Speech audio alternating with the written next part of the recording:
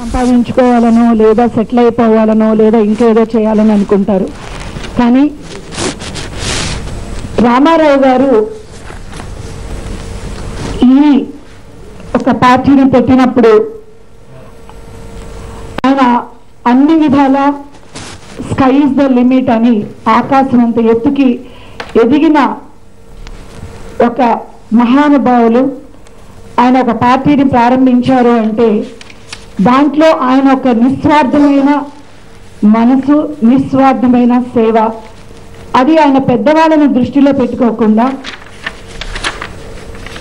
మన రాష్ట్రంలో ఎవరైతే బాధకి గురయ్యారు, ఎవరైతే కష్టపడుతున్నారు అనే బీదల యొక్క ఆకలిని ఒక పాయింట్గా పెట్టుకొని అది దాన్ని టోటల్గా తీసేయాలి అని బీదల కోసం ఆయన ఈ పార్టీని ప్రారంభించారు.